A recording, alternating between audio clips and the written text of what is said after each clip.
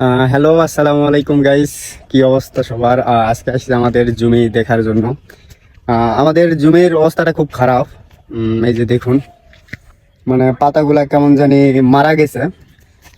দাদুরে বললাম যে এটা নাকি সার ফসফেট দিলে আবার নাকি ঠিক হয়ে যাবে, নো টেনশন। প্রথমে তো আমি চিন্তিত ছিলাম যে এটা ঠিক হবে কি হবে না। আহ, মানে আমি খুব টেনশনে পড়ে গেছিলাম যে মানে পাতার মাথাগুলো একদম মারা গিয়েছিল। এই যে আমি বাইক নিয়ে আসছি আমার দাদা সাথ করে নিয়ে। এই যে বাইক, আহ, আমার সিবিআর রেপসল নিয়ে আসছি।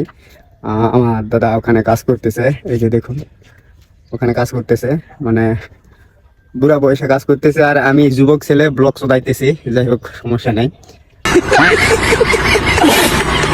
আরেকটা জিনিস দেখাই, তোমাদের দেখানোর দরকার।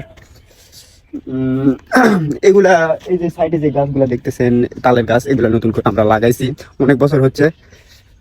উম, আরেকটা জিনিস দেখানোর জন্য এদিকে আমি আসলাম। সেটা হচ্ছে হলো ফ্রন্ট ক্যামেরা দিয়ে দেখতেছেন, ব্যাক ক্যামেরা দিয়ে দেখাই, না হলে দেখতে পাবেন না। আমি একটু দেখাই। আমি ব্যাক ক্যামেরাটা অন করলাম যে একটা বস্তুর নির্মম পরিহাসটা কি হতে পারে একবার দেখুন। আহ, এই যে এই যে দেখতে পাচ্ছেন, এটা কিন্তু খাল। এটা আমাদের খাল। এই খালে নৌকাটা এভাবে ভরাডুবি হয়ে ডুবে আছে। এই নৌকায় কিন্তু একসময় যখন বর্ষাকালে যখন পানি যখন এলাকাতে, সরি এলাকাতে না, সরি বিলের যখন পানি বা খালের যখন পানি ভরাডুবি হয়ে উঠবে, তখন কিন্তু এই নৌকাটায় ভাসে উঠবে।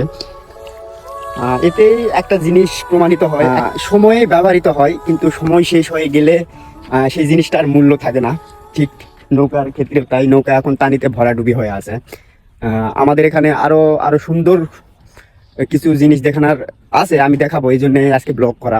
আমাদের এখানে সামনের দিকে একটা ব্রিজ করছে, এই যে জুম করে দেখাইতেছি, দেখেন নতুন একটা ব্রিজ করছে। ব্রিজটাই দেখাবো, এই জন্য নিয়ে যাচ্ছি।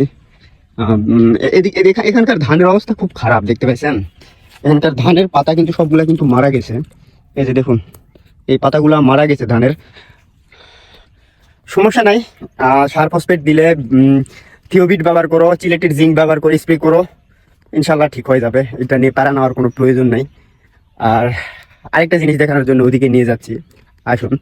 এই যে দেখুন, আমাদের সেই কাঙ্ক্ষিত ব্রিজে চলে এসেছে। এটা বেশি দিন হয় নাই, এটা 1 থেকে 1.5 বছর হইতেছে এই ব্রিজটা করছে আমাদের। আগে কিন্তু এই খাল পারাপার করার জন্য আমাদের ওই চকগড়ি ব্রিজ, ওদিকে যে চকগড়ি যে ব্রিজ ছিল, ওই ব্রিজে পার হওয়ার জন্য যাওয়ার, মানে কোথায় পারাপারের জন্য ব্যবহার করা হতো। কিন্তু এই এই খালটা, এই খালের মাঝখানে এই ব্রিজটা সরকার করে দেওয়ার জন্য সরকারকে অসংখ্য ধন্যবাদ।